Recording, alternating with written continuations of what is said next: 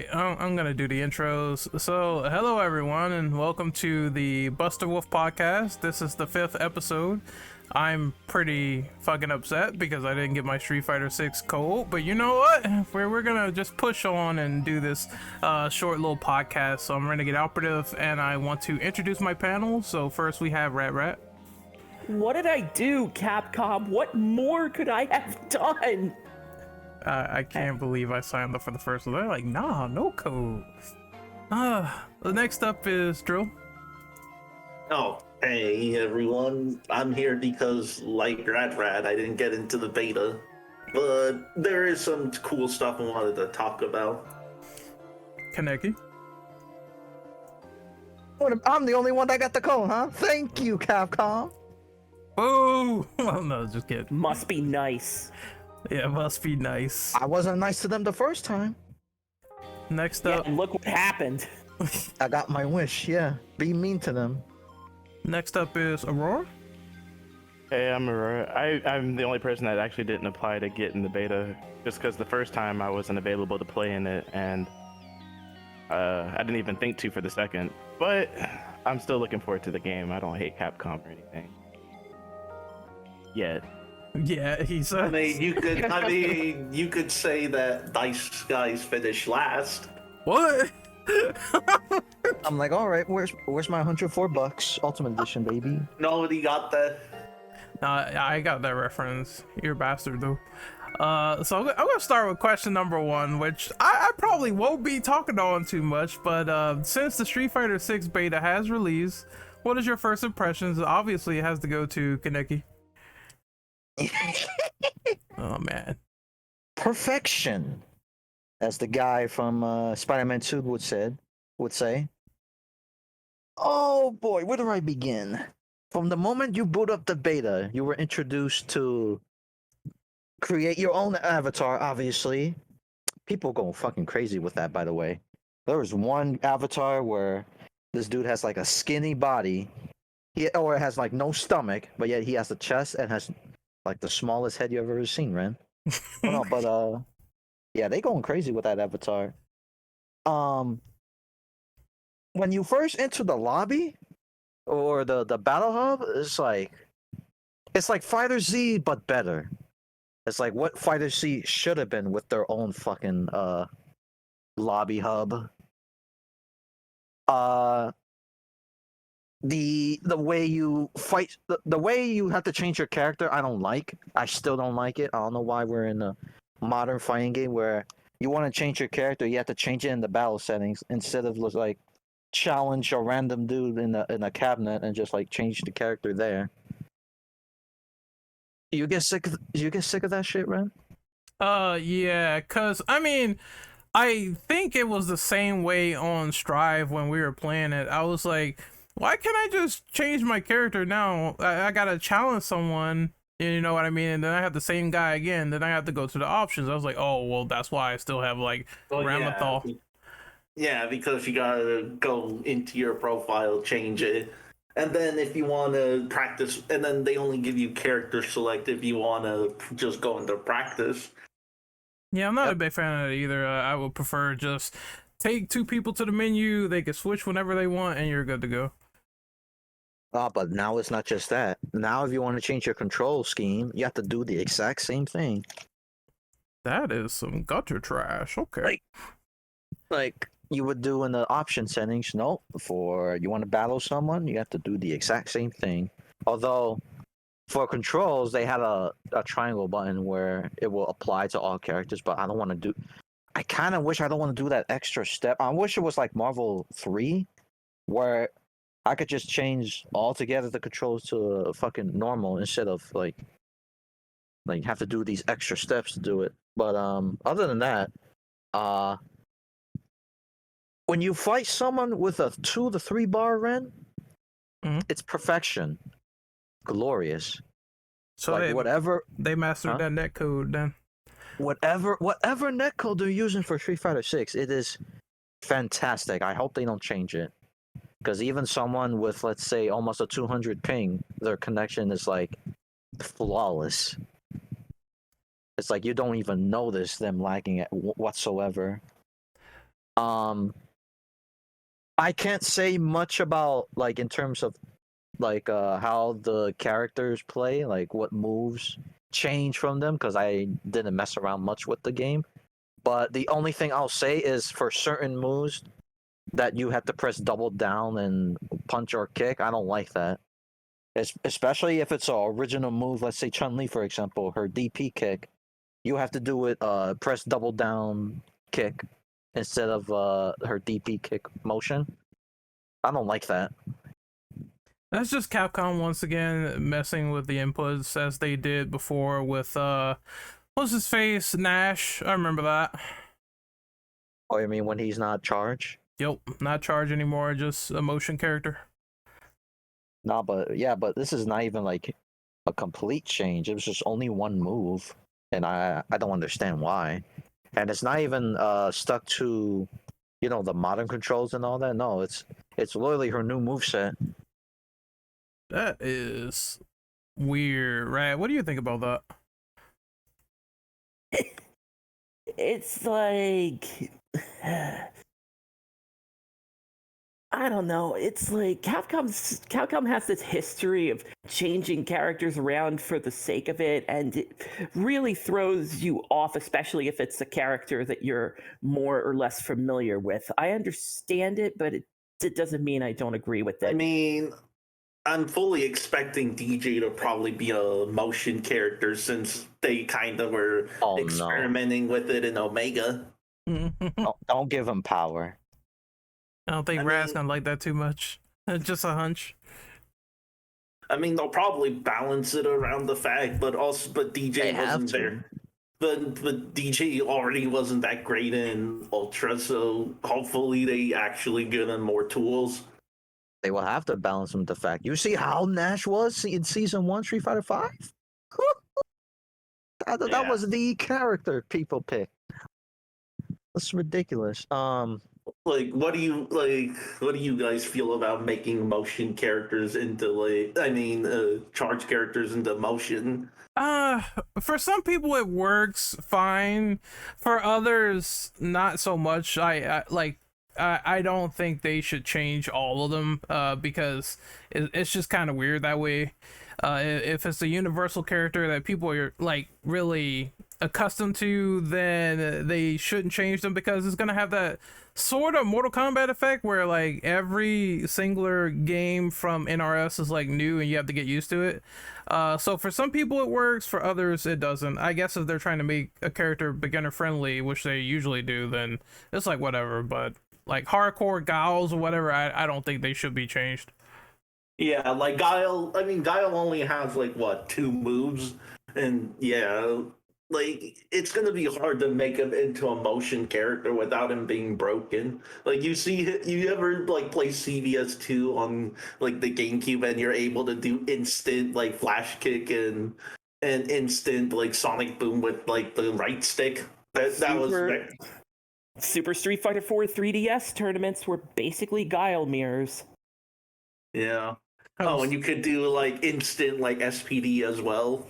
Dude, I was told to avoid Capcom versus SNK 2 on GameCube because it's so bad. So that's just it really they bounce a lot of people, and it's the worst version. Oof. Yeah, but it is kind of hilarious just to have like instant fireballs. So I can see why Capcom just keeps him as a charge character, or else he kind of breaks. Now I want to follow up on this idea because it obviously depends on the character. Sometimes you can benefit from a rework, like say for example, Chun-Li.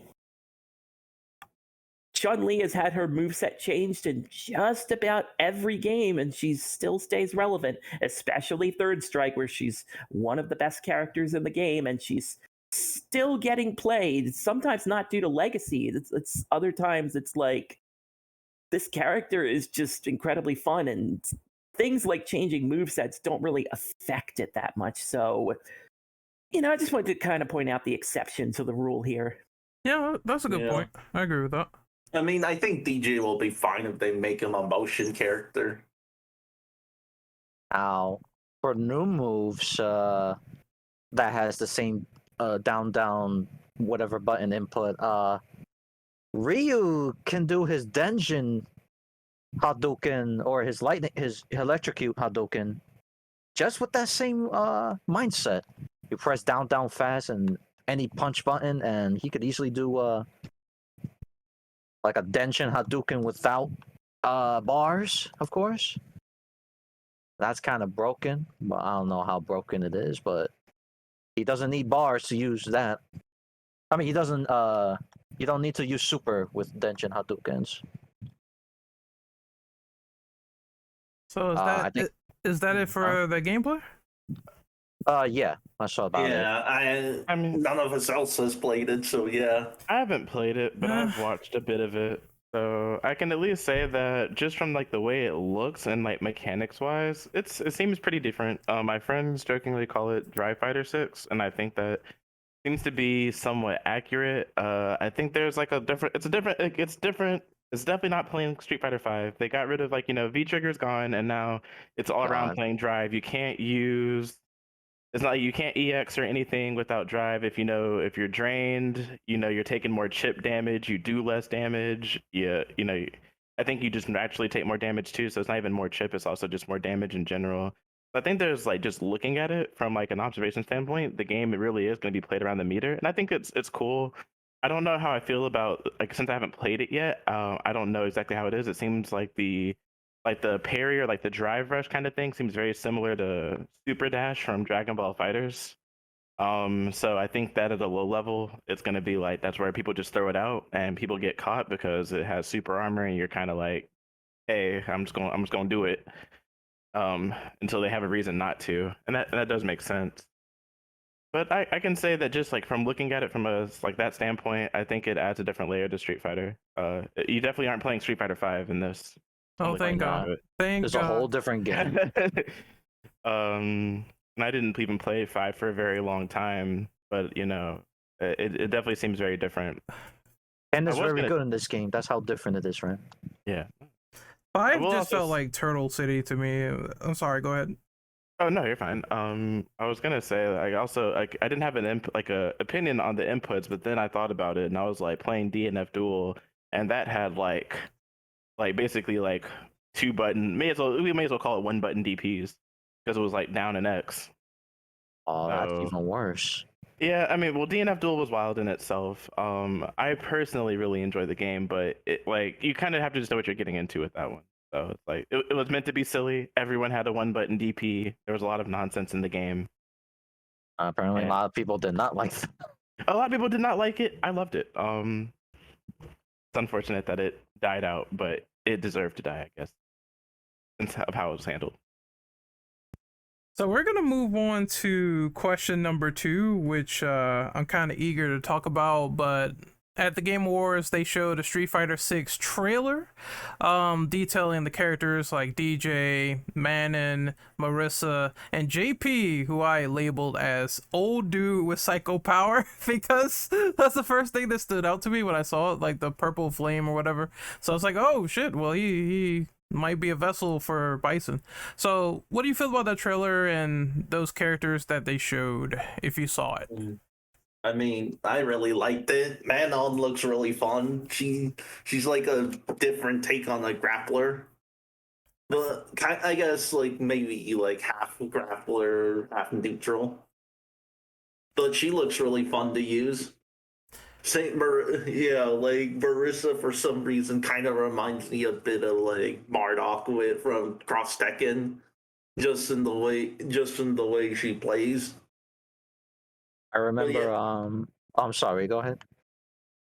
I don't know, like something about her moves just reminds me a lot of like Marduk and Cross Tekken. Can't really figure out how to describe it. What is it? I know Rad freaked out when you saw like JP, like the back of JP. He thought it was Q for a moment. It looked like Q, and then you see his purple hand. I wanted to hope. I think Q's never coming back. I don't think he's coming back. Shame. Nope. Q is We're just gonna thinking. keep playing this game of we're just gonna have characters with one letter in their name, and then all the conspiracy theories are gonna be like, the butterfly's gonna land. Is this Q? Well, in this guy's case, it's only 2 letters now. Uh-huh. Someone I always wondered what Okay. it would be like to have a Zato or a Testament in Street Fighter. JP might be it, and I'm scared of him. Oh, you're right Okay, about that. yeah, I guess to reiterate on it, it's just like I guess it's just the way how heavy her punches feel, and even though she's slow, she hits hard once you get in. And it seems like she has a lot of armor. It seems like she's gonna be that tank character where if you have a hard time rushing her down, she could just annihilate you with these giant like muscle punches. And she has this crazy grab too. I was like, what is going, like a lot of interesting things going on with like all of these characters so far from what I saw of the trailer. And I like how like JP just looks like he sets you up for if you jump anti-air or traps or stuff like that. So all of these characters look very interesting, although I think the main appeal for Manon is obviously people going crazy over Cheeks. I saw that on Twitter.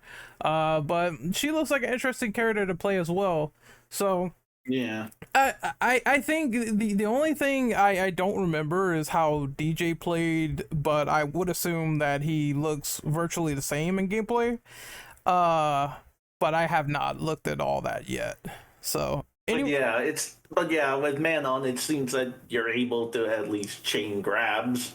oh, okay, so At she's least gonna in be combos. she's gonna be someone that Hades fawns over dearly because he loves people who grapple and shit. Grapple characters, man. I don't mind it. I'm cool with it. I mess with it. I need to know more about JP because that mini clip of gameplay that's not doing it for me, Chief. I mean, I guess some people have described him as Venom, where you're setting up like his moves and then you like mix it up in combos. Oh, don't do that to me. The fact that he has psycho power makes people think. There was like one theory where people were saying that, oh, he's just a clone of Bison, or at least another vessel, I guess.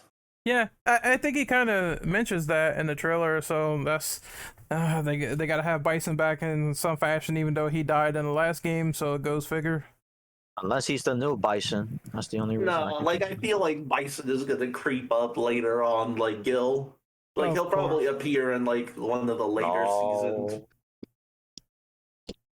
If he comes back, so does Vega. Like, come Unless Capcom does the Seth rooted same fucking, we'll just make him female and keep his voice. They're gonna turn him into Seth. that's disgusting. I remember, like that was just weird when they did that with Seth. But I'm like, well, that's I mean, just- it worked. People care more about Seth in 5 than 4. that's Oh. true. So you say female Bison, it's disgusting, but do you recall how many costumes have female characters dressed up as Bison? Like even Cammy has one. I remember that. I do remember that. Yes, you're right. Also, one of the fan costumes was Jury dressed as Bison. Mustang. That would be interesting if they Of went course that you route. would say that. No, well, I am a jury main, so I ain't against it. 100% Also, off. Yeah. Get out of here. Also, side note, how do you guys feel about Marissa supposedly being designed after like Greek statues, even having the helmet hair? So she's a Greek grappler. Got it. I mean, it makes sense. Capcom gets their inspiration from all the weirdest of places, especially with some of the fighters. I mean, you literally have a guy who is all scarred up that likes to German suplex bears, so I'm not really surprised by that, to be honest. And also, Manon's supposed to be like a fashion model, I think. Wait, Hence you mean- why she. you're talking about Zangief, friend? Yes. He's Russian, not German. Well, Yeah. It's the same Red thing. on my clone. No, let him be German. No, I'm kidding. I mean, in one of his I mean, endings, he I actually, wish. I mean, in one of Bison's endings, the Russian president's congratulating him. One of the very few times Capcom actually used an IRL figure. They're not going to use him anymore after that. No, probably not. I'm surprised he's even in this game, to be honest, in terms of Well, Zangief himself. I'm Yeah. talking about the IRL president of Russia. Oh well, well, that but too. I'm talking about back in like '91 when it was Oh. like right after the Soviet Union dissolved. But aside from that, yeah, like they really want to they're really making their characters very diverse and out there. Like you're having practically like a Greek warrior. Well, I think she's Italian, but like I guess like modeled after a Greek warrior fighting a French supermodel. I see it as more of a Roman style, Bro. personally. Yeah. Yeah. I mean, didn't Gil have like a costume like that when he wore a helmet? Yeah. I just remember Gil in the suit, which looked more badass, to be honest. Gil has I many know some costumes. people have said that she has like Magneto hair, Mm, like the maybe. helmet. Maybe I'm kind of not seeing it due to the color, but I don't know. Maybe because I'm used to Magneto having red and purple in the helmet scheme. But it's great. Like I like how they really accommodated for these characters looking disproportionate or weird or feet or like Unique. unique, as I would say, not feet. But how do you compare the newcomers compared to five? Like you had Rashid. Who else was one of the newcomers? Laura. I hate Laura with a passion, but I mean, I don't mind her look, but I just hate fighting her. You have, Oh, by the way, some idiot in the Street Fighter 6 beta chat said, when I was playing it, they said, they compared the two, like Kimberly and Laura. I'm like, they're not the same characters. They don't fight like the same. No. Kimberly actually Kimber. takes skill. Yeah. Yeah, you can put Laura in the trash. I just want Sean back. God damn it! Like, come on, Capcom, bring back Sean. Hey, I didn't play much, but I'm a fan of Laura as a character. I thought she was cool. I just don't. I mean, I just don't like fighting Playing her. against, yeah, exactly. I mean, playing against her is another story. I've seen what people have done, and I mean, I didn't have to experience that, so that's between y'all and God, I guess. But like, she's kind of cool though, so I would like to see her return. Sean didn't really stick out to me in Third Strike, I guess, as much. But I like the Buki. Man. Oh man, I mean, blasphemy. Blasphemy. I mean, let's be real. Like as far as Third Strike goes, that was really Ken Fighter Chun Strike Yun for the future. But Fucking or, hate Yun. the tier list goes or whatever. But yeah. But I thought Ibuki was tight. Like Third Strike was a really fun game though. I just kind of want like all the Street Fighter characters to remain. Like, but people die in the story. That's why Bison's gone, I guess. And breaks my heart a little bit because you get attached to certain characters and then they die and you're like, oh well, for the next game, I guess. Yep, it's the same thing I felt when Nash went, but I kind of felt like that was inevitable, to be honest. He should have killed Bison, took him with him. Oh yeah. But So you guys talk about all these new characters, and that's great. What are you feeling about DJ? From the snippets I've seen, he looks all right. Like, I need to see more. The snippet's not going to cut it for me. That's true. Not only is it an incredibly left field selection, like of all the returning veterans, did anyone have DJ on their bingo card? The leaks did. Even before then. No. I mean, Exactly. I knew like the original 8 were coming back. Yeah, that's kind of what I figure at this rate. Like, they're always gonna try to bring back the original World Warriors in some As fashion. they should. Yeah. Well, except Blanca. Yeah, get him out. Yeah, you can alt delete that. I mean, I'm fine with that. Get Blanca out. I'll be fine. Blanca's Ren's favorite character next to Honda. Fuck no way. Both of those characters are fighting against them, rather, but still. I need my Vega still, Capcom. But I'll be a Ken main or no. I'll be getting into Jamie. Jamie's like the only new character I'm interested to play. I think Manon looks like a lot of fun. Yeah, I really want to try her out whenever they actually get people to try her out. Yeah, and I hate Oh. grapplers, which is kind of like ironic. I guess don't because she's grapple. not a traditional grappler, like maybe like half. Yeah, Half I'm brawler, terrified. half grappler. That makes sense. I'm terrified of Marissa. Like it seems like a character that's got armor, and I see like Armor. I Armor can't and stand hits the hard. armor. Yeah, armor hits hard. Seems like she just goes forward and just punches, and I She better not. historically have a hard time with that. So She better not be Abigail 2.0. I swear to God. Ooh, God, I don't like that notion of that's even She remotely true. would have to grow an extra 2 feet and not have her brain grow along with that in the process. So I think you're safe. Okay.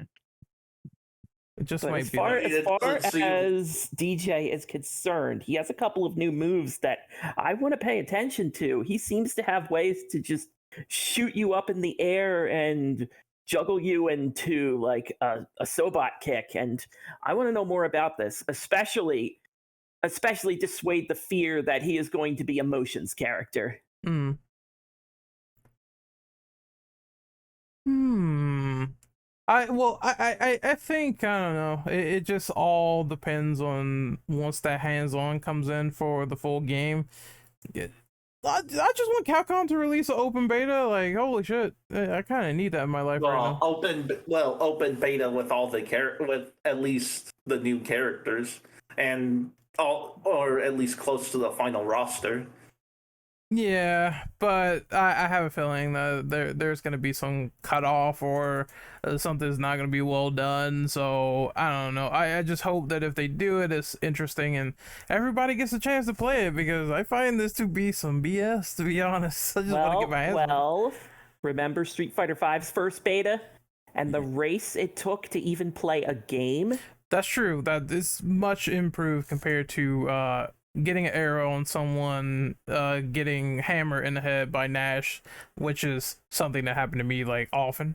But Don't get me wrong. Don't get me wrong. I'm as salty as a motherfucker that Capcom will not drop an email my way.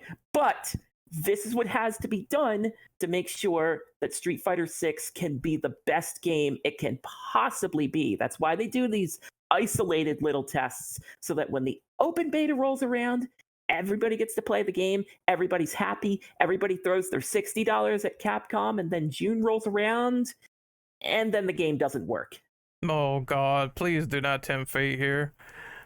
I have a feeling though that something's gonna go wrong. I don't want it to go wrong. Shit.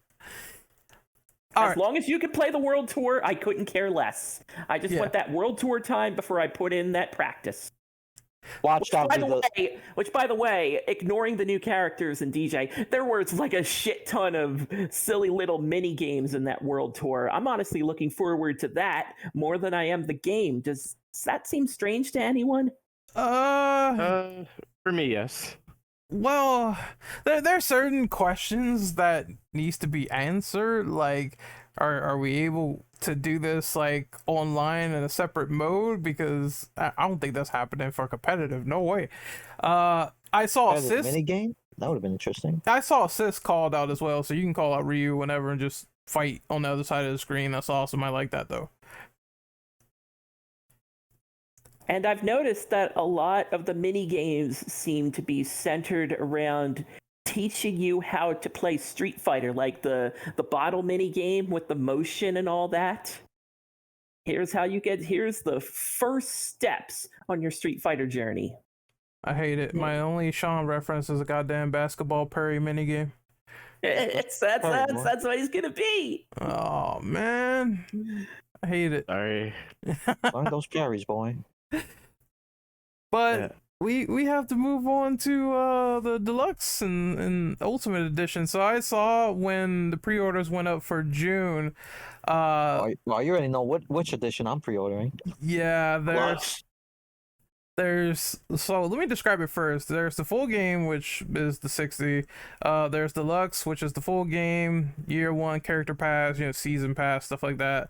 $4. Yeah, you get 4 characters, you get character colors, you get drive tickets, and for the ultimate edition, which is the highest tier, what's the price for that? $105. $105 So bucks. what are even the drive tickets? Is it like fight money again? It sounds like That's what it sounds like. It. so for the But Ultimate I Edition. hope- Hold on, real quick. For Yeah, go for ahead. for Ultimate, you get the year one pass, the 4 additional characters. You get Yeah. costumes. It seems like you get 8 costumes. No, you get 4 costumes and you get 4 colors, and then you get 2 additional stages and more drive tickets. So there you go. Hold on. Wow. It says 4 additional character costumes twice. Really now? So you do get 8 costumes after all. All right. So it's from the way it seems like it reads, you get the 4 additional characters colors, and then the 4 additional characters costumes, and then then I see another 4 additional characters costumes for outfits 3. Oh, for outfit 3 colors Yeah, 1 you through get- 10, outfit 2, and outfit 1. Unless You get 2 outfits for each of the 4 characters and all the colors that come with them. Oh, okay. So I'm assuming one of those outfits will be their classic costumes, which yeah, people will pay that much for them. Or unless if the drive tickets probably will let you buy them without spending the $105 or $105 for the ultimate edition. So here's where the copium comes in. I have a feeling that drive tickets are centered around shit you can buy during the World Tour mode, rather than just the ability to fast pass your way into premium content, i.e. costumes and colors. I hope so, because holy fucking shit. We don't want to go back to Street Fighter 5 again.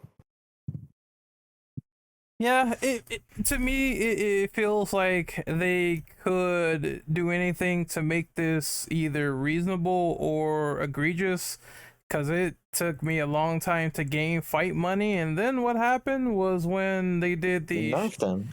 the shadow characters and Shin Akuma, he ate everything up. I lost like literally 10k fight money to that bullshit fight. Then they nerfed your way of earning fight money. Yep, so that made it even equally worse. So I'm hoping it's not that bad, but it's considering the fact that it's Street Fighter and Capcom and they're gonna try to monetize the fuck out of this, they're gonna do anything they can to get their hands on more money. So I won't be surprised if something screwy goes on near launch. I will see you guys on the Champion Edition release in 4 years. Oh, yeah, Super Street Fighter 6 Ultra Hyper. I personally this might be the first time I buy an Ultimate Edition for something, and that's not because I'm just like dumb excited for Street Fighter 6 as much as I played previous Street Fighters, and then you see some character that's got some really nice drip and you're like, I want that, and then you don't have it. So with Capcom they're gonna bank a lot on alt costumes. So I don't like this era, and I mean, I guess this is the gamer boomer in me. This era of all these deluxe editions and ultimate editions. Just give me the game and give it like unlockable by playing. Like Marvel vs. Capcom 2, you unlocked you could play the game, unlock all the characters, unlock all the costumes and stuff. You have to play it a lot, and I miss that. So yeah, but now with everything going esports, they want everything to be unlocked and they want like extra revenue. Yeah, I mean, I don't mind everything being unlocked per se. The costumes, can't we just buy the costumes in game? But with the, esports and more money in it, I'm not mad at that because I like to, dabble in fighting games competitively. I went to a Tekken 7 tournament. I played the game for a few months, seriously learn it. I went to a Street Fighter 5 tournament. I played a lot of Guilty Gear Strive. I did Smash Brothers for 12 years. So I enjoy that aspect of gaming and fighting games, and that they can be lucrative even though there's not enough money in them per se. I don't think many people really get to make a living, and that's unfortunate. I would like to see that grow, but I just don't like some of the things that come with it. Yeah, but sadly that's the current era of fighting games. Yeah. Because Street Fighter 6 is going to be around for a long time. So whatever Capcom's got to do to get a steady revenue past your $60 purchase, they're going to do it. Yeah, Street Fighter 4 lasted, 6 years if you count arcade. 5 lasted for 7 years, 6 years as well. It's pretty safe to assume 6 is going to last until 2028. Yep. I 100% see it. They're gonna finish out that premium pass, and try to add in as many people as possible. Then do a re-edition, so to speak. So we definitely might see some Super Street Fighters crop up or arcade editions. It's just par for the course at this rate. And I mean, they're gonna get my money too, for what it's worth. They're gonna get my money. It's just that it has to be this way. I agree. I agree with that. It's portioned out, is piecemealed, but I'm just hoping for the best that these people come out entertaining and fun, and if they do, then I'll definitely look into them and pick them up.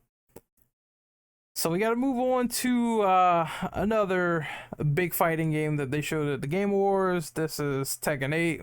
So they dropped the brand new hot Day Zero being picked up. They dropped a brand new hot story trailer, which looks amazing. In my honest opinion, it looks like they really fleshed out the story in terms of just overall style, and it looks like Blood Vengeance 2.0 if it was actually great, because people are flying around doing You mean if they like focused on a character that nobody gives a shit about? No, I'm just saying that in terms of like how the style is and how over the top the fights are.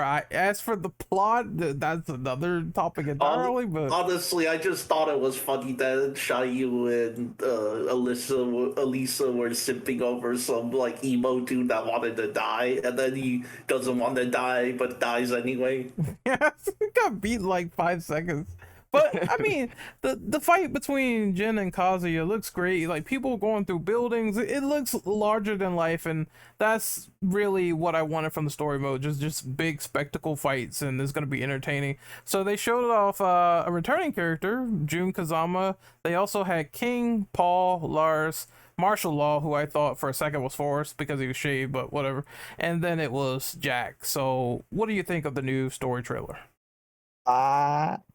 The fact that after the trailer they had to double confirm that Jun Kazama herself is playable.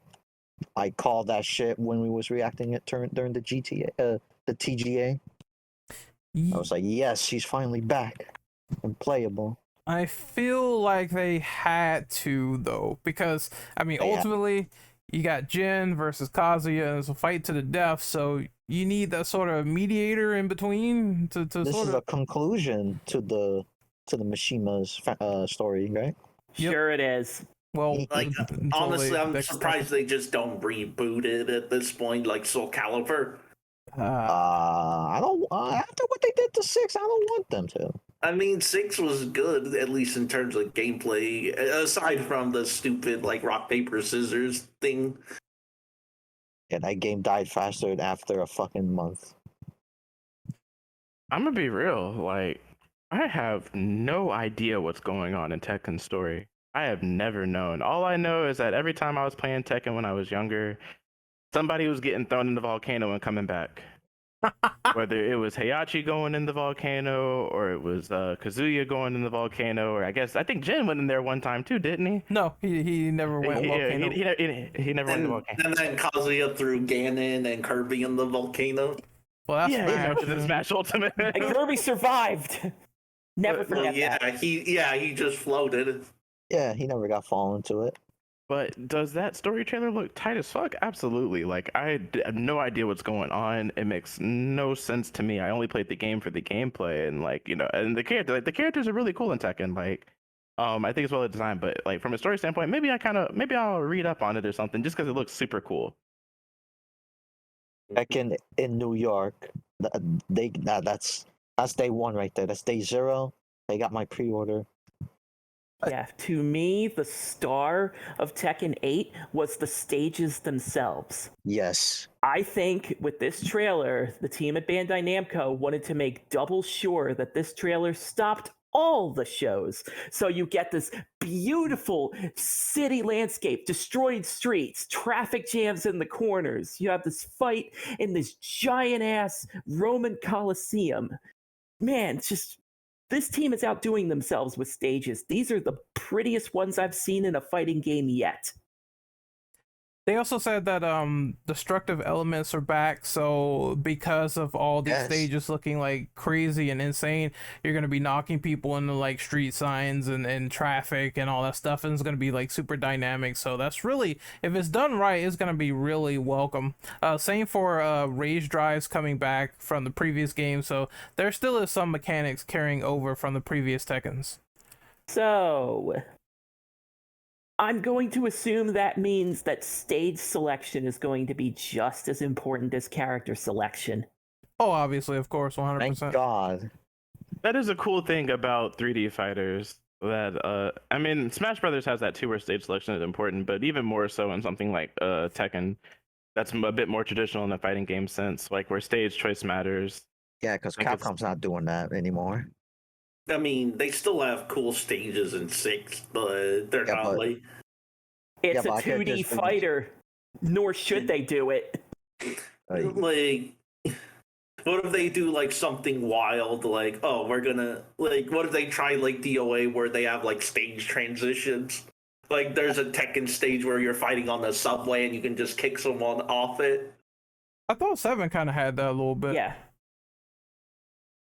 Yeah, you can knock someone off a dojo ledge and you'll follow up and you'll do like a little bouncy combo and you'll continue on from there. I Although want to. There's some DOAs, ground breaks as well.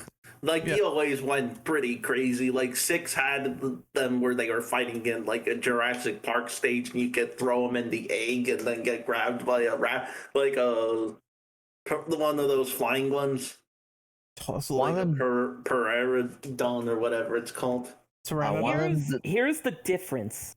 Yeah. Dead or Alive's were environmental damage. Tekken is going to put an opponent in a state where you can follow up on that. So I think it's more important to use the environment, not just for damage, but for overall just advantage. I think there were some stages in TOA that let you do follow-up combos, although they were rare.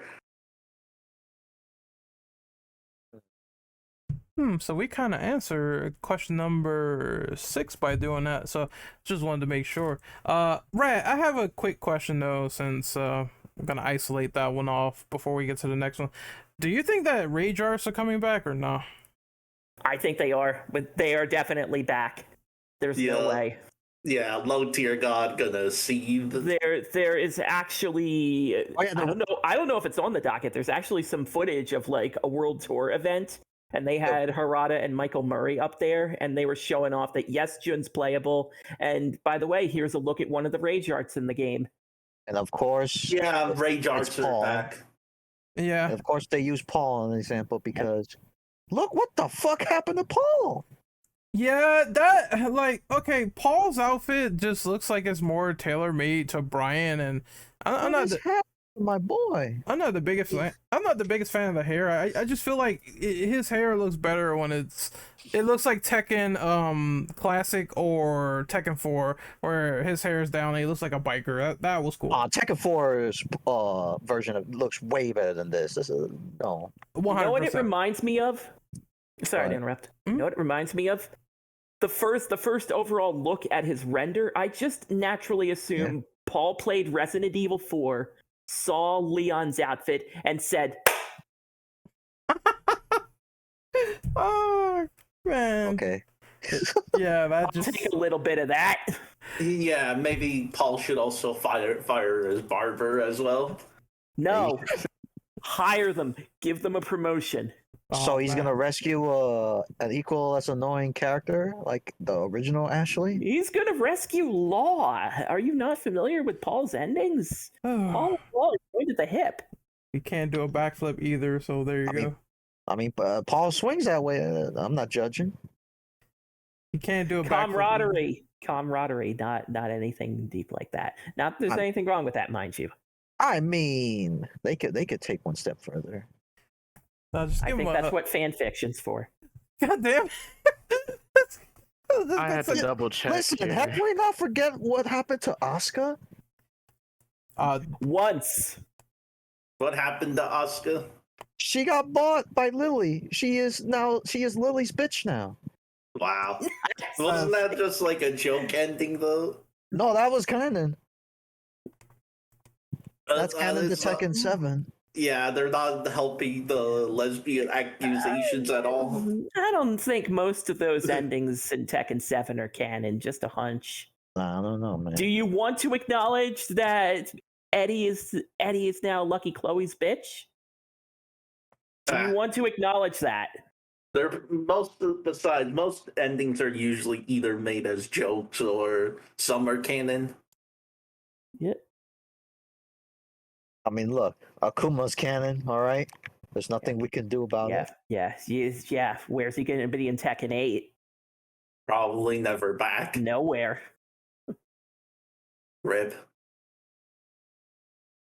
Do you think, actually, speaking of returning characters, do you think we're gonna see like, I want to say like returning like 3D character, like some people call them like, or like 2D characters in a 3D game, like Eliza they used to call like Akuma 2D. I don't know if we'll see Akuma again, and we don't have to, but Yeah. I like Eliza, so I used to play her in 7, so Maybe Maybe she'll not be back. that's I don't unfortunate think- because I thought she I was don't think cool. she'll be back. I might say they might bring back 2D characters, but if they do, they need to be better balanced. Because a lot of players have been complaining about how unbalanced these 2D characters are.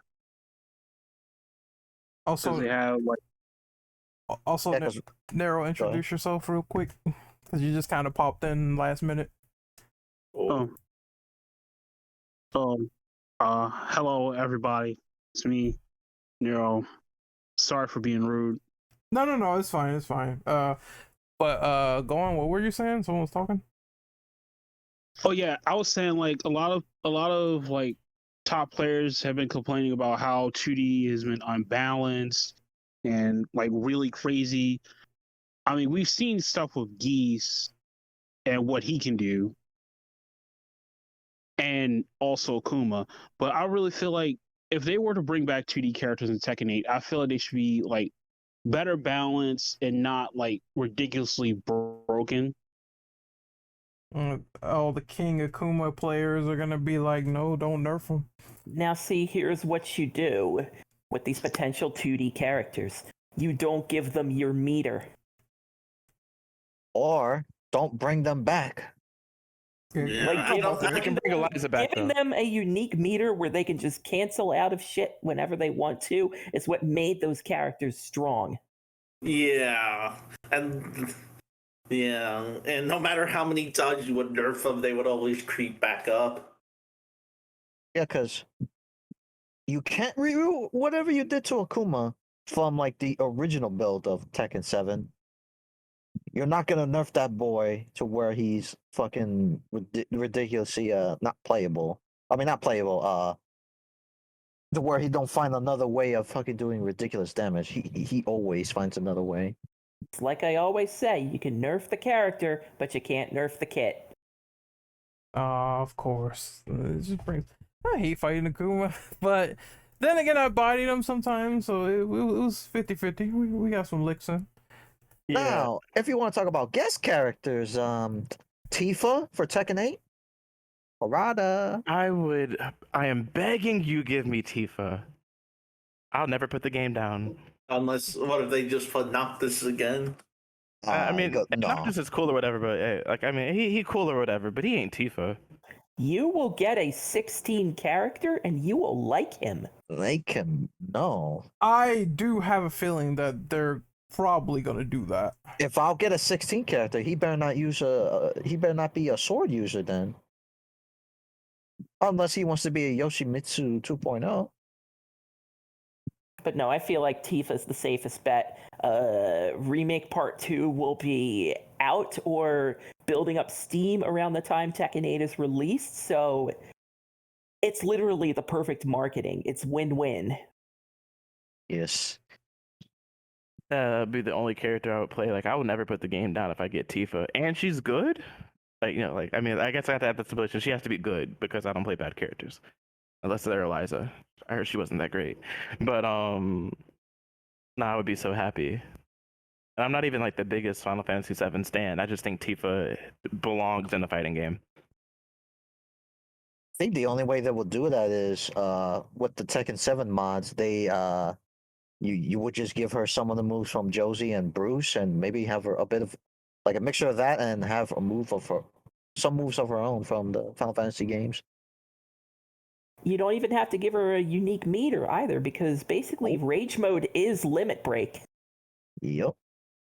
I just want to final heaven somebody in game. So, anyone else on this before we move on to the next one? I'll care a lot more about Tekken 8 when I see my robot waifu. Other than that, it's a game that looks pretty, but I want to know more about those mechanics. I need that open beta. Ha! Damn. Listen, man, they're not making arcades no more, or will they? That'll be surprising. No, there's no arcade version announced. No, they have no excuse now. Weird, considering 6 has an arcade version, but it's basically just like Oh, did a 7? machine. It's basically just a machine with a NVIDIA card. Yeah, Street Fighter 6 is getting an arcade mode too, but it's mostly just a Type X2 machine that happens to have Street Fighter 6 in it. Yeah, sadly, we're far from the days where arcades are like top of the line in terms of hardware. Because the arcades can't handle these games now. It finally happened 3 decades later. Listen. The moment home consoles was booming here, arcades was like, "Fuck this shit, I'm out." In the States, I think arcades lived a while over in, the Eastern countries, and I might be mistaken on that, but I feel that arcades were still a thing there, but in the West, absolutely, they just died. And it's unfortunate. Yeah. Go for it. I was just going to say it's unfortunate because I used to be in the arcades. I didn't necessarily play fighting games like that at the time. I mean, I would play a little bit of Marvel, but I wasn't good. I wasn't one of those dudes sitting there just robbing kids of their quarters or whatever, but... Listen, arcades will live forever, only in Japan. Well, you're not wrong, unless some local smo decides to create a new arcade cabinet place, but they are a rarity nowadays, so that is true. Like Ren, because of online. Yeah. Like Ren, you want to play old KI online without picking up a Xbox console? Go pay that $600 cabinet. Could we not? No, I don't think so. I don't think so. So we're moving on to question number 5. So there's a new mechanic called Heat in Tekken 8 where you can cancel off normals to continue pressure. Harada said, well, he basically tried to make a Mike Tyson comparison, saying he wanted it to be just as aggressive as that in fighting style and less defensive. Do you have any opinions on this new mechanic? Is this good or bad in your eyes? This is literally Akuma, the mechanic. So do you feel like this is a sign Tekken 8 is trying to step away from the circus, if you will? I've noticed that most of these activations seems to be on attacks that are generally grounded. That's kind of the first thing that slipped into my mind when I was looking at this presentation. They want to do away with juggles, or at least lower their necessity.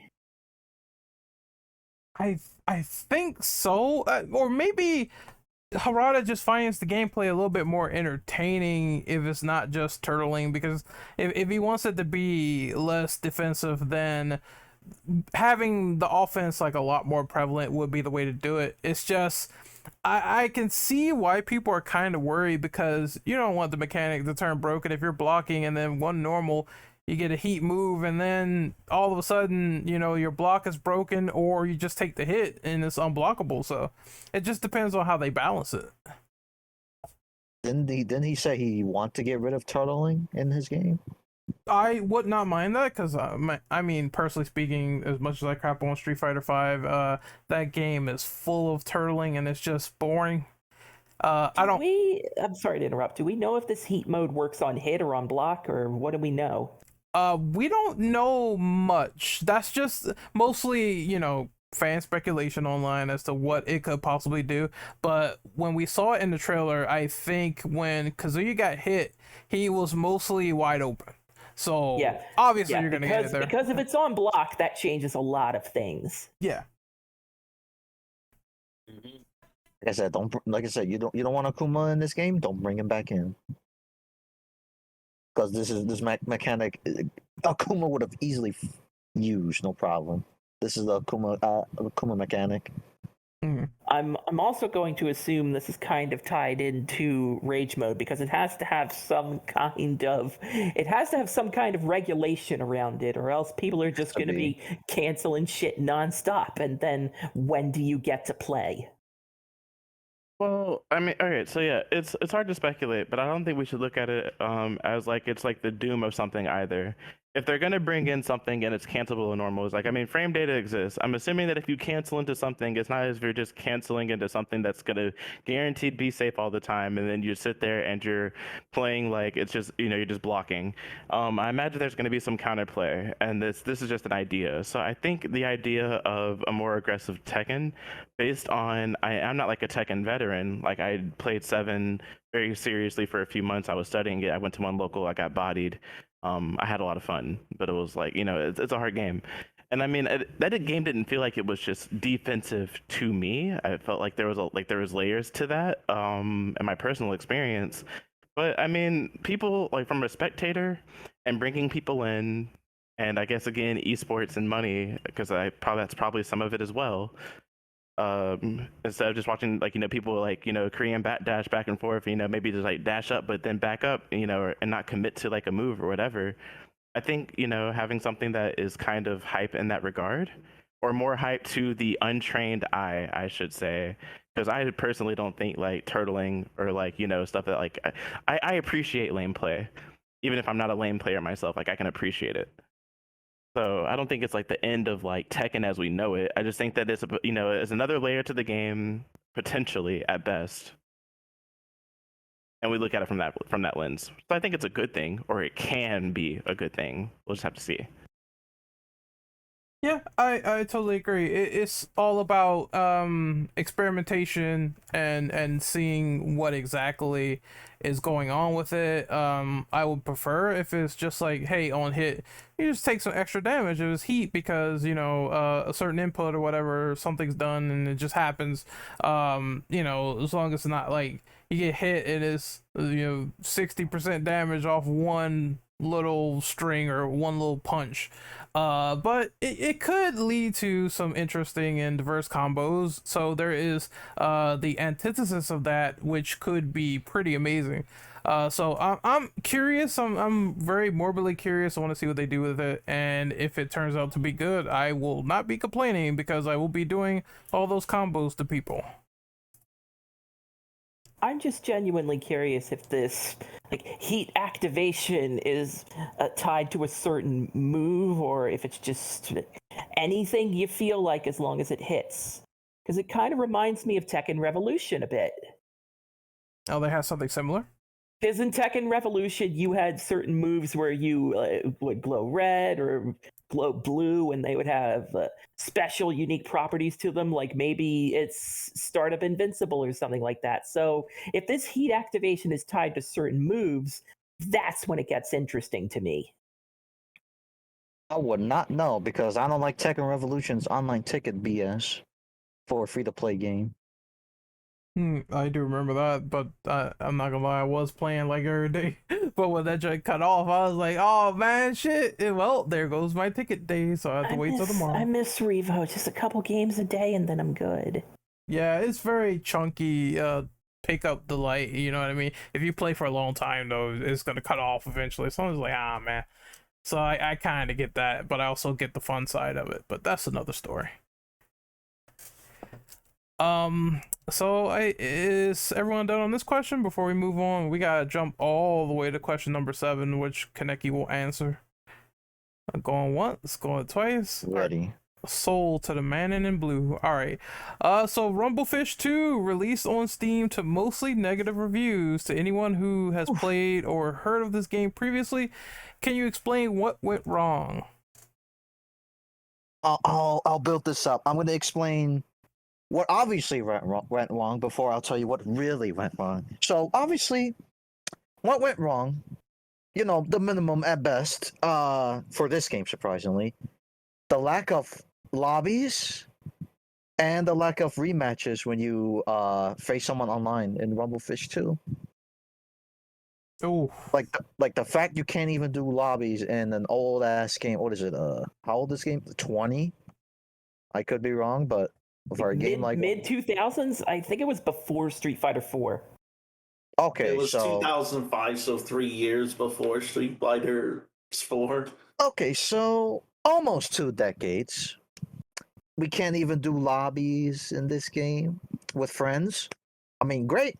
It has rollback, but we don't know if it's even good because you could only do ranked and casuals. No That's lobbies, it. no lobbies, no ping, no No lobbies, rematching. no nothing. It's really lackluster. You can't use a fucking keyboard for some reason to rip hitbox players. oof. That's not even the worst part. I'm gonna tell you what's really bad.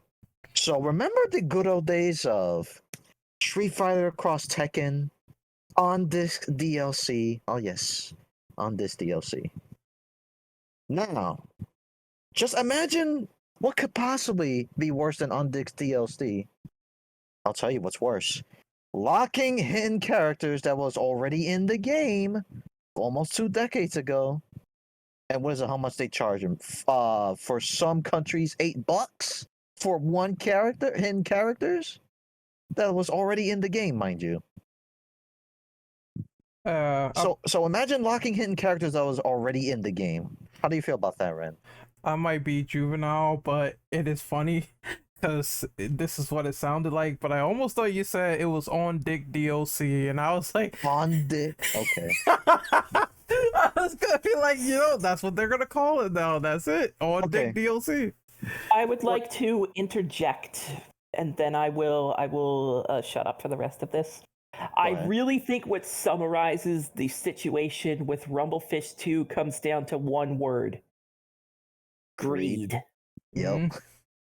Because one of the hidden characters in Rumblefish 2 is literally named Greed. And the fact that a character named Greed is locked as paid DLC sums up the whole thing. And that's really kind of disappointing because when I heard the Rumblefish was coming back, and this is definitely on the list of obscure fighting games. I mean, you could kind of boot up Fightcade, and I think a Rumblefish version is there. Yeah, you can course, play. yes. You can literally play it on Fightcade with rollback and better matchmaking. And I've had the pleasure of playing a makeshift Rumblefish 2 cabinet in person at game conventions once in a while, so I've had my hands on it. It's not a game I agree with, but I respect it. So to see it fall this far, it just hurts my soul. But do go on. Some before you go, Ren, I would like to clarify the DLC characters price for this region, the US, $4 each. But you want to know how much all of them cost together? How much $12 for old characters that were supposed for to be in the game? 3 characters. $12. Yeah, that were already in the game to begin with, and the Yep. arcade. But you know how much it is for some region? $8. $8 each for each hidden characters for some region. How much did this game cost? $30. That's almost like half the price of the game. Oh, this is just getting juicy. Remember when they promised you were supposed to get the first Rumblefish included with Rumblefish 2? Let me guess, they never gave that. Oh no, it's worse than never gave. I wish that's arguably better than what they did. It's exclusive to limited run, and they give you a code instead of just gives you a physical copy of the first game. It seems like this game is just all, well, we just fucked you over, so there you go, buddy. Good I'm not lord. familiar with Rumblefish, but I immediately was like, in hearing you guys talk about it, I pulled it up on YouTube so I could sort of see what was going on. I have to say that just like looking at this, the game looks kind of cool. I mean, I'm not gonna buy it because it's apparently a disaster, but it looks kind of I cool. mean, So it's if you unfortunate really that this want to happened. play it badly, just go on Fightcade. It just feels it just feels like the content package is completely destroyed and they could have done a much better job than what they did already. It's unfortunate too because you have SNK ports that go like pretty cool for the most part on content, and then you see Rumblefish where it's just like, oh man, they could have just done a better job. So And uh and SNK ports cost $15 with lobbies. Well, in KOF's case, but they put more effort than this piece of shit. Yep. So it's no excuse. Like if a company like that could do it at half the price and they're not segmenting all these older characters as DLC, making you spend more money, then there's no excuse for it. All right, so I think that's it for this question. We're gonna move on because obviously we don't only talk about fighting games. We talk about beat 'em ups too. So saw that River City Girls released at 30 FPS, and Mr. Kaneki, I'm sure you have some opinions about that. Let me say this foremost. Eventually, before we even got on this podcast, ladies and gents, they did address the issue by having a beta update for it on PC, which the game finally runs at 60 frames. But I'm gonna give this rant as to before they even considered, hey, we fucked up, and so we're deciding to fix all that. What were you thinking, deciding, hey, the sequel came out, so we're just gonna have this, same engine, same graphics. We're just gonna run it at 30 FPS. No, people don't mind. People will not pay attention to all that. Meanwhile, the other effects of the game is in 60 frames, but not the gameplay itself. But and pay it. We have to pay them $40, by the way, for that game, and we get a shit performance. It's like the first game ran at 60 frames under the same engine, even on Switch, and it's not Yeah. even a demanding game. Yeah, It's a pixel art beat 'em up. Yeah, and the fact that it cuts the frame rate in half for the second is just very strange. Now, from what some people were saying, it's a glitch that caused the engine to run it at a tie for 30 FPS frame rate. I don't buy that, considering what I mentioned earlier about them doing a beta patch to fix it. I just think they were trying to be scummy, but it could be a whole different story. And it once got they come out delayed explaining. originally. Yeah. But when it was delayed, and then when it came out in Japan first, it was the same issue, and would have thought, hey, when it came out to the West, you would have thought they would address that issue. Apparently, they did not. It took a backlash for them to finally fix that shit. A standard to beat 'em up games, it should be 60 frames, but Yeah, I don't know what would have happened if that would have went unnoticed, but I'm sure it would not have been so because I mean, them Steam dudes are pretty loud, so it's good that they fixed it in an ample amount of time, but they shouldn't have launched it the way that they did. And from what I'm hearing, the first one was like 60, no problem on all consoles across the board, even Switch. So yes. yeah, that's pretty insane to think that. Streets of Rage 4.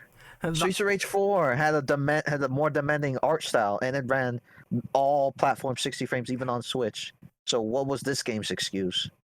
Yep. Shredder's Revenge had they have pixel art 60 every platform. Yep. Yeah, so either it was a dramatic oversight or they just didn't even bother this time around. But like I said, at least now it's fixed, but it should not have launched in that state because people were just gonna be like, you know what It's definitely a sale too, even after the fix, because 40 is a bit too much. This game and this release gives me the feeling of they promised a 2022 game and we can't push it back any further. Fuck it, ship it. Oof. Yep. And I hate that we're this sour about River City Girls 2, because the first one, it's not amazing, but it's still like fun and good. Yeah, I really liked the first game. I thought it was pretty cool for what it was. Co-op was cool. Same. Like I don't know what went wrong here. It was literally, what was it? It's in the same world as Double Dragon, right? I forget. Or close to it? Yeah, like Billy and Jimmy are still cashiers. Oh yeah, oh shit. Okay. Yeah, Don't so you, like, what don't, the I fuck? mean, don't you mean Bimmy and Ginny? No, shut up. Shut up. Also, Marion is super playable, so yeah, Double Dragon Wait, Universe, isn't she River like City. the buff girl or something? Yep. I didn't know Mario was in this game. That's just a lot of interesting stuff going on here. I mean, I'm about to. I played River City Girls 1. I didn't know there was a 2 until the pod. And hey, look, I'm about to buy this because I played River City Girls 1 and I had the time of my life. So I'm about to. I was simply waiting for the chance to say, wait, this game actually came out? They came out. It did. There are so many interesting cameos that I don't want to spoil on this podcast, but I'm just glad they're there. I'm still it seems like a more of the same fun game, but it's $10 more than the original. I think that's a hard sell. with worse performance before the backlash. Like, I'm still excited for the game. Don't get me wrong. Yeah. The game itself, holy shit. Like, they improved, but I'll just wait for a sale. $40 ain't it, Chief? I don't know. I'll see.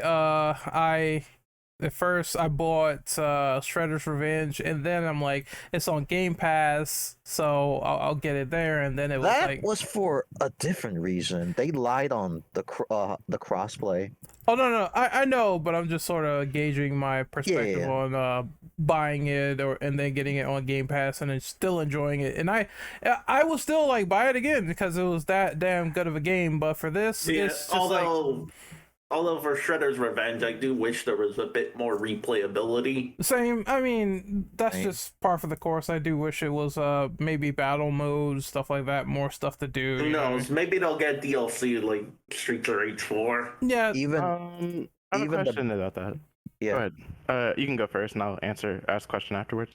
I was gonna say even the base Streets of Rage 4 had replay value because you had to, if you want the S ranks for all your stage, you could do that, or unlock all the retro characters. Go ahead. Oh yeah, no. My question was like when you say Shredder's Revenge and replayability, I felt like the game had replayability because like once you beat the game and then go and then you unlock like sort of like the real sort of like arcade-ish mode where it's like game over. I thought that was like tight, but my friends all dropped off after that. They was like, yeah, it's not worth. Like we beat the game and it was easy. That played through, but then like only one other person wanted to do it. So I think Ninja Turtles had some value there, unless you guys finished that too. I don't know. I don't think we ever played the actual like arcade mode for that game, but We tried. we Yeah. tried. We tried, but I mean, the I online guess- was the online, so I mean, I guess it's akin to something like the original Turtles in Time, where, yeah, once you beat the game, you don't have much else to do except just beat your time. But that one was a lot shorter. Yeah, or people just playing with the other characters. I mean, that's something not to be neglected. But I guess when you compare it to something like Streets of Rage 4, where it has like so much going on, and The game spoiled me Yeah. with much replay value. yeah, That is fair. and being spoiled, that it's kind of like night and day a little bit. Yeah. Yeah, and I can't defend Shredder's Revenge there at that part because that is very true. Streets of Rage 4 has got a lot of value. I need to play it. Like I bought that DLC and I hadn't even played it yet. Oh, it's really good. Like these are still like really great games. I really enjoy my time with Shredder's Revenge. But if they have a DLC, I'm definitely on that day one. So That's day one. that's definitely day one. Yeah.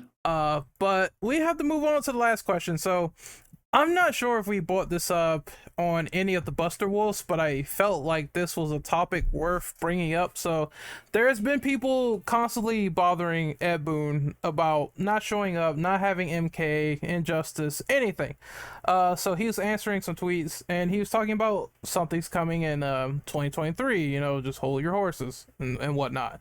So what do you think he has cooking over at NRS, and is the disappointment justified? What do you personally want to see next? Oh, I'll start. I think he might be working on a new Mortal Kombat or a completely different project altogether. Do I think the disappointment is justified? I honestly think that people just need to wait. I feel like people are just going crazy. I feel like they're just going crazy over nothing. I feel like they're just bothering Ed Boon for no reason. Just let the man cook. Would y'all want another MK11, or do y'all want something new or exciting? So good. And what I want to see next, if they do make a new Mortal Kombat, I would definitely like to see that one. So I'm of the minds of, I mean, I enjoyed my playtime of MK11 for what it was, but in my honest opinion, like, I don't want him to rush out a game, because if he does that and it's, you know, something looks off or the trailer looks quote unquote shit, then people are gonna say, oh, this is the worst thing ever, why did you do this? But if you really think about it, it's like, well, you asked him to try to meet your own demands, and he's telling you ahead of time, I'm just not ready to show anything pertinent of the game because it's not ready. We've seen developers have that sort of confidence with Dead Space Remake, for example, where they were confident in showing off the alpha, but it wasn't good until we got to that final sort of build, you know what I mean? So he's just not ready yet, and he doesn't want to spoil anything yet. I do think it's Mortal Kombat 12. I did hear rumors that it could be like tandem games, since he said like he's having multiple games in development, so it's either MK12 or Injustice 3, but he's being coy on Injustice 3 as questions. But whatever he has planned, I'm sure is going to be exciting. So I agree with Nero 100%. I think people should wait. Hold your horses, and he'll reveal something next year if he keeps saying like 2023. I think it's going to be there. Maybe E3. That's the best we're probably going to get in terms of speculation. So anyone else on the whole Ed Boon thing? Sure. I have. Go for it. I'm sorry. I'll go first. So I have a feeling that whatever NetherRealm is working on, they're just not ready to talk about it yet because they know people are going to get mad at it, is Mortal Kombat Onslaught. Oh, the mobile game? Yeah. The mobile game is NetherRealm developed, and it is definitely not a fighting game. So I feel like they know that's where the money is, but on the other hand, got to put out a new mobile game. So I have a feeling that's the Mortal Kombat game you're getting next year, and then in 2024 we can talk turkey, because this is NetherRealm. For the longest time, they've put out a new fighting game every 2 years. They are taking a breath for once, people. Have some patience. Yeah, I feel the same. Just take a breather, calm it. You're gonna get your little Melina. Don't worry about it. It's gonna be fine. You're going to scream agony when they announce Onslaught and say, well, there's no fighting game next year. This is your Mortal Kombat game. Ooh, Fire and ice, give it to me. the hellstorm is gonna happen if they just go for mobile next year and nothing else. Oh my god. And the funny thing is, people kind of already know it's coming, but it's just going to be a hellstorm anyway, because we know that reading comprehension and Twitter is next to 0. So there you go. Yeah, I mean, Twitter is just not the place for a nuanced discussion. Not at all. No, because of the limit, I guess the lack of character count, and also the fact that the fan base there isn't exactly patient. No, I mean, look at how many people asked for Melina even after she was killed from then until the Mortal Kombat 11 DLC. I'm like, holy fuck, people have been asking Boon for this for like nearly 2 years. Jesus. I got the Melina wish, is just they iconic. kept bitching. That's true, yeah, but just the grand lengths of what they went through is just a long time, and I don't know. I just hope that wherever it goes, it's just exciting. I'm just at the mindset saying if it'll be ready when it's ready. But I do hope that the whole what's been happening at WB isn't affecting them. No, they've already, so the whole thing with like DC and whatnot, that has nothing to do with the game division. Zaslav said he's gonna leave that alone so you could breathe a sigh of relief. But yeah, it's their film stuff, that's a whole different can of worms. Anyone else on this topic before we grace ourselves to outros?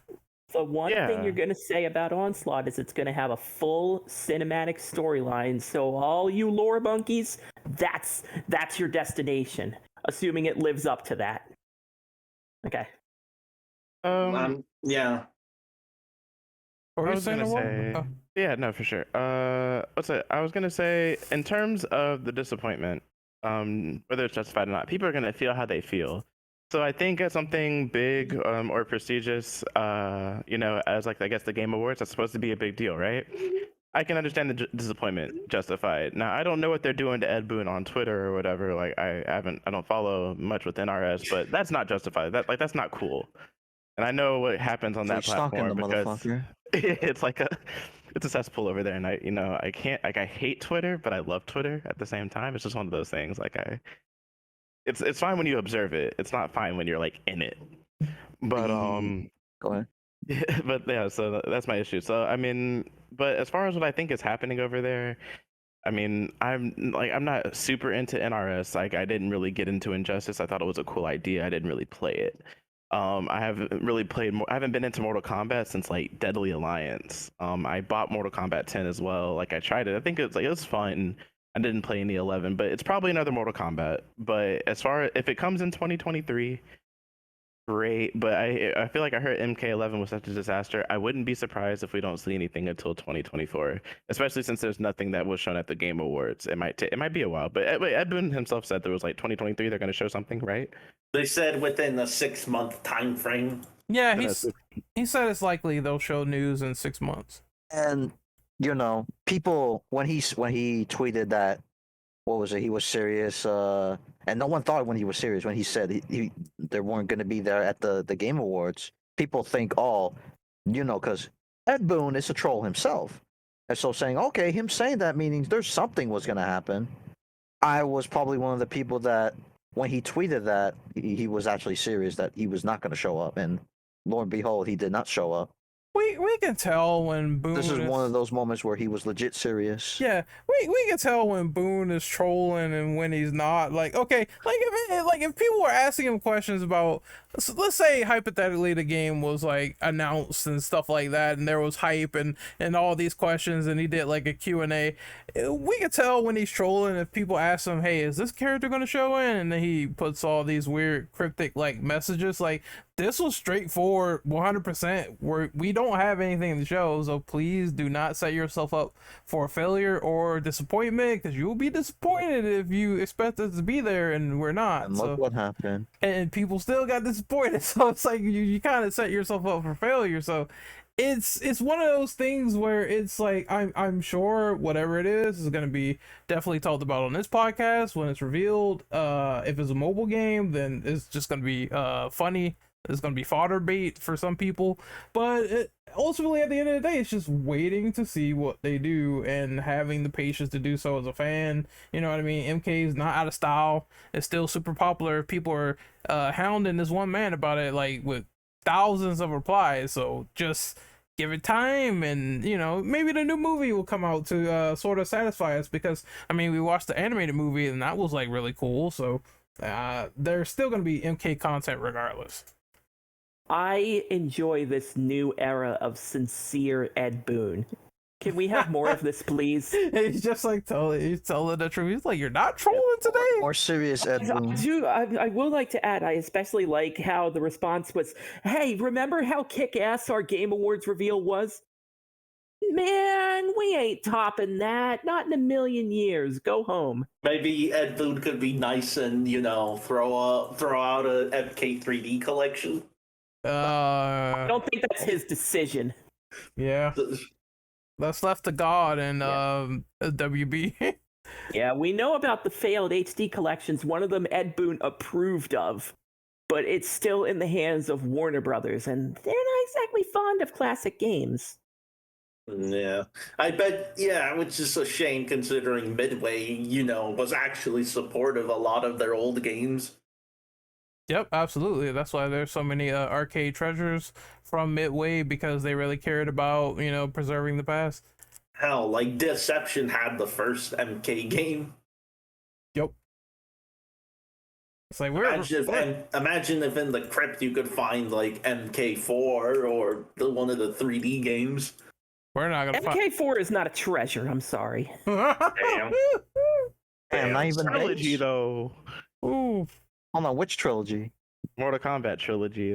No, N64 PlayStation version. I used to play it on PlayStation. Okay, you're good. You're boy. good. Enjoy your loading. It's fast loading, but nowadays. It sounds like a person who's not playing Shang Tsung. Oh no! Don't. Hey man. Hey man, he doesn't need to do that no more. Just torrent the PC version. Yeah, you can do that. And yes, there is a PC version, and it works. Right now on GOG. But I think we're gonna sign out on this podcast. Pretty interesting and great discussion. Can't wait for more next year when fighting games will explode, when Street Fighter 6 comes out and we get more information on more fighting games near E3. That's gonna be exciting. So I'm gonna do outros. I'll do myself first. So I'm Renegade Operative. You can find me on Twitter at RenOperative_. You can find me on YouTube. Oh, we can't. Yes, you can. You can find me on YouTube. Elon Musk banned you. Well, one of these days, maybe. You can find me on Twitch at Renegade_Operative, and the rest is history for me. So, Drill, what is your outros? Yeah, you can just find me on Twitch at Drillwood777. I mean, Twitter at Drillwood777. That's like the only place I'm active on, and thankfully it hasn't gone down. Next up is Aurora. Yeah, you can find me on Twitch at twitch.tv/Project Aurora. Aurora is like sort of misspelled, but you can see it in the video. I'm also on Twitter at RTN Aurora. I think I have my business email and both my Twitch there, so if you ever want to email me for anything, the DMs are always open. Next up is Nero. You can find me on YouTube, Twitch, and Twitter under King Nero Barrage. Awesome. Next up is Rat. I can proudly say that you can still find me on Twitter at the Radrad, and I also have my YouTube channel Radrad's Rad Games, where I'm still gradually struggling my way through Capcom fighting games up to the release of Street Fighter 6, which has a release date, June 2nd. Oh boy! And as for Buster Wolf podcast, we are doing a podcast on Soul Calibur. There might be some other fill-in fun discussions or tournaments that come in where we play fighting games. Maybe next year. Like how that I got skipped. Well, I was just gonna say maybe I'll uninstall Street Fighter 5 next year, and it'll be the last hurrah. So there you go. Yeah, right. There's got to be a last hurrah for 5. You can't just ignore it. Yeah, I mean, I still got time. It's not June yet, But Mr. Kaneki, do your outros, sir. All right, you can find me on Twitter and YouTube only, around the same name as Google Order. And the first wave of fighting game goodness, it will be next month. Well, after the Street Fighter 6 beta is next month, where if you have the Steam version of Samurai Showdown, you'll be able to try out that rollback netcode, and it's going to be fantastic. All right, so next podcast, Kaneki will be skipped again, and we will see you guys out I there. am. See you guys out there, YouTube lads. So you take care. And we will see you on the fighting streets another time later. And got banned. I ain't got banned yet.